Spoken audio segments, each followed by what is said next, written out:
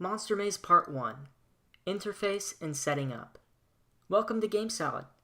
When you first open GameSalad, you'll see the GameSalad dashboard. From here you can see your projects that you've already created, create a new project, check out your published projects, change your settings, or even log out. Inside of the New tab, you have a few different options. You can create a new blank project, or additionally, you can select any of the pre-built starter templates for our education curriculum. For this tutorial, we're going to start with the Monster Maze template.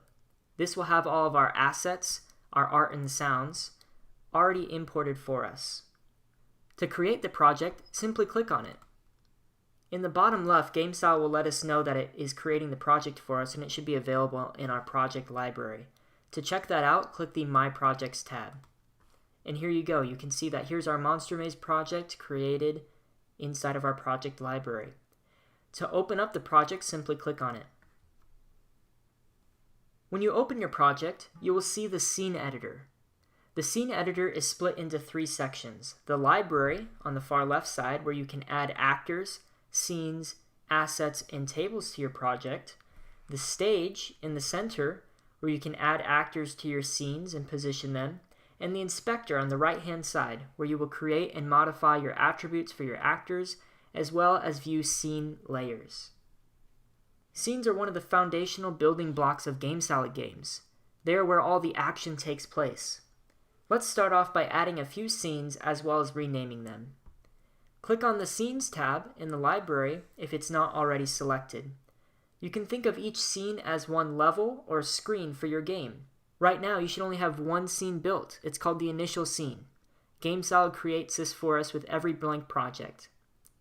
For this game, we're going to have a total of 3 different scenes. To create additional scenes, click the plus icon to the right of the search bar. I'm going to create 2 additional scenes so we have a total of 3. What I want to do now is rename each of our scenes so we know which scene we're editing. The first scene that's currently active is called the initial scene by default. I want to change this to home screen. To rename any scene, when it's active, you should see the scene name in the center of the stage bar. Double click that and you can rename it. I'm going to name this home screen. Next, I'll click on the new scene in the library, and this will bring me to the new scene editor for this particular scene. If you're ever confused about which scene you're editing, simply look at the name in the scene editor. I want to change this name to Maze Level 1. To rename my last scene, I'm going to click the Scenes tab in the library and click on my last scene and rename it You Win. And there we go. All 3 of our scenes now have a new name applied to them. Since we're starting with a template, all of our image and sound files are already imported. You can see them under the Images tab and the Sounds tab in the library. When you're making your own games from scratch, you can import images in 2 ways. You can click the plus icon to the right of the search bar, and that will open up a browser for you to select the files that you would like to import. Or, if you already have a separate file window open on your computer, you can simply click and drag the files you want into the library and GameSalad will import them into your project file. Let's go ahead and learn about the inspector. The right side of the scene editor is called the inspector.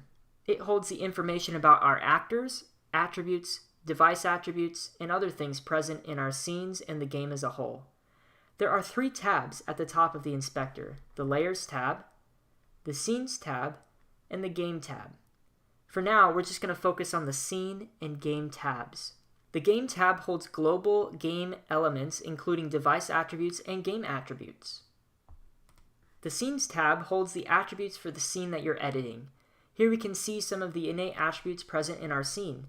We didn't actually have to create these because GameSalad automatically creates these for every project and scene that we create. Let's get started and change an attribute. In the Scenes tab, you'll notice that there is a set of color attributes. If I scroll down, you should see them here.